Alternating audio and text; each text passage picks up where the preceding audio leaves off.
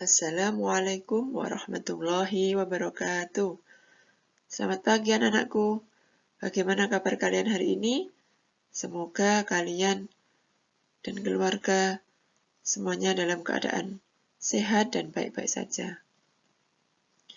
Sebelum memulai pembelajaran hari ini, marilah kita awali dengan membaca basmalah. Bismillahirrahmanirrahim. Pada pembelajaran hari ini, kita akan mempelajari tema 2, subtema 2, pembelajaran 6.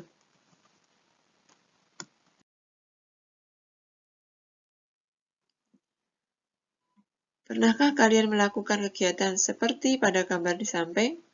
Nah, coba kalian amati. Di sini ada gambar pemilihan ketua kelas. Mungkin di antara kalian pada kelas-kelas sebelumnya, pada kelas 1 sampai kelas 4 kemarin, kalian sudah pernah mengalami kegiatan seperti pada gambar berikut.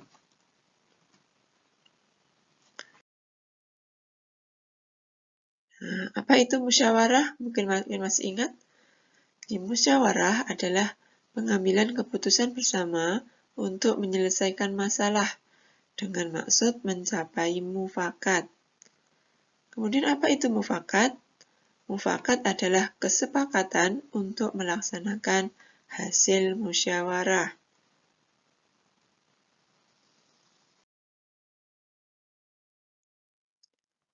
Kemudian, apa saja nilai-nilai yang terkandung dalam musyawarah? Yang pertama ada nilai kebersamaan, nilai kebebasan mengemukakan pendapat, nilai menghargai pendapat orang lain, dan juga nilai jiwa besar serta lapang dada melaksanakan hasil keputusan dengan rasa penuh tanggung jawab.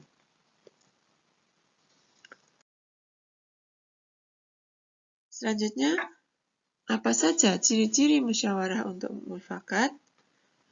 Ciri-ciri musyawarah untuk mufakat antara lain sebagai berikut. Yang pertama, sesuai dengan kepentingan bersama. Kemudian yang kedua, usul atau pendapat yang disampaikan mudah dipahami dan tidak memberatkan. Kemudian yang ketiga, dalam musyawarah, pertimbangan moral lebih diutamakan dan bersumber dari hati nurani yang jujur. Kemudian, ciri musyawarah yang keempat yaitu pembicaraan harus dapat diterima dengan akal yang sehat dan sesuai dengan hati nurani. Tadi ciri-ciri musyawarah untuk mufakat. Selanjutnya, apa saja prinsip-prinsip musyawarah? Prinsip-prinsip musyawarah yang pertama, musyawarah dilandasi dengan akal sehat dan hati nurani yang luhur. Kemudian yang kedua, musyawarah dilandasi semangat kegotong royongan dan kekeluargaan. Kemudian yang ketiga, mengutamakan kepentingan umum. Kemudian yang keempat, menghargai pendapat orang lain. Kemudian prinsip musyawarah yang kelima, keputusan yang diambil harus dapat dipertanggungjawabkan secara moral kepada Tuhan Yang Maha Esa. Kemudian prinsip musyawarah yang keenam, melaksanakan keputusan bersama dengan dilandasi itikat baik dan penuh rasa tanggung jawab. Tadi beberapa prinsip-prinsip dalam bermusyawarah.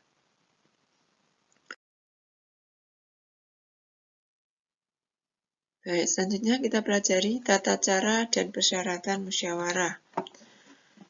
Tata cara dan persyaratan musyawarah yang pertama, peserta musyawarah harus hadir sebelum musyawarah dimulai. Kemudian yang berikutnya, musyawarah dimulai jika peserta musyawarah telah mencapai quorum atau memenuhi batas minimal peserta musyawarah. Kemudian ada susunan kepanitiaan yang minimal terdiri dari ketua, notulis, dan peserta musyawarah. Selanjutnya, setiap peserta musyawarah berhak menyampaikan pendapat. Kemudian, setiap peserta musyawarah harus menghargai pendapat orang lain. Kemudian terakhir, Pendapat yang disampaikan harus dapat diterima akal sehat, tidak untuk kepentingan pribadi atau golongan, tidak menimbulkan perpecahan sesuai dengan norma, dan juga tidak menyinggung perasaan orang lain. Tadi tata cara dan persyaratan dalam musyawarah.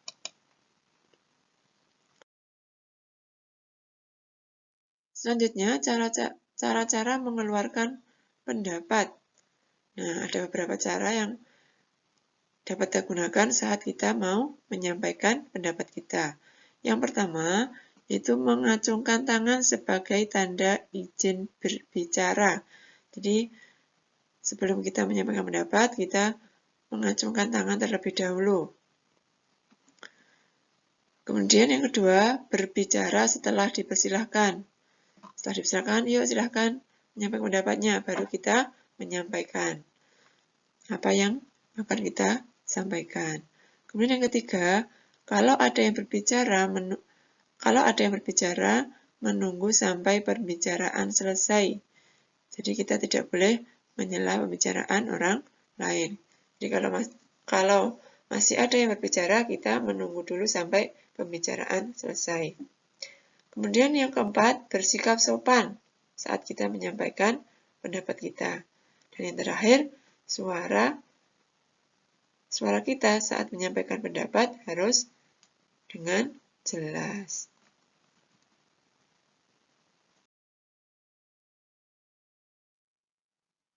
Nah, selanjutnya kita akan belajar kembali tentang tari. Tahukah kalian, sebelum melaksanakan peragaan karya tari, ada beberapa hal yang harus kita persiapkan. Mengapa?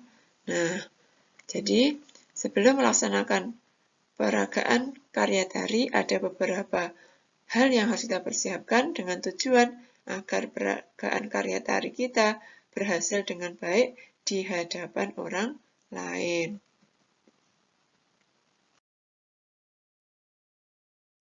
Nah, di sini ada beberapa persiapan peragaan tari. Yang pertama yaitu menentukan bentuk karya tari. Jadi kita tentukan dulu karya tari kita itu termasuk tari tunggal, berpasangan, atau kelompok. Kemudian yang kedua, menentukan jumlah penari. Nah, kalau tunggal berarti 1 orang, kalau berpasangan berarti 2 orang, kalau kita tarik kelompok berarti jumlah penarinya lebih dari 3 orang. Kemudian yang ketiga, memilih properti tari. Jadi, untuk memilih properti tari, dipersiapkan sejak awal mulai dari latihan. Jadi kita sesuaikan dengan tari yang kita tampilkan. Misalnya saja tari piring, berarti kita butuh properti berupa piring. Tari payung, berarti kita butuh properti berupa payung, dan sebagainya. Kemudian yang keempat, menentukan iringan tari. Untuk menentukan iringan tari, itu bisa dalam bentuk rekaman di CD maupun di USB. Kemudian yang kelima, memilih busana atau kostum tari. Nah, jadi kostum yang kita gunakan itu harus sesuai dengan tema tarian kita.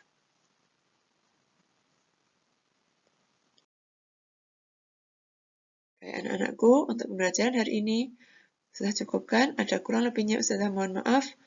Tetap semangat untuk terus belajar. Mari kita tutup dengan membaca hamdalah. Alhamdulillahirabbil alamin. Wassalamualaikum warahmatullahi wabarakatuh.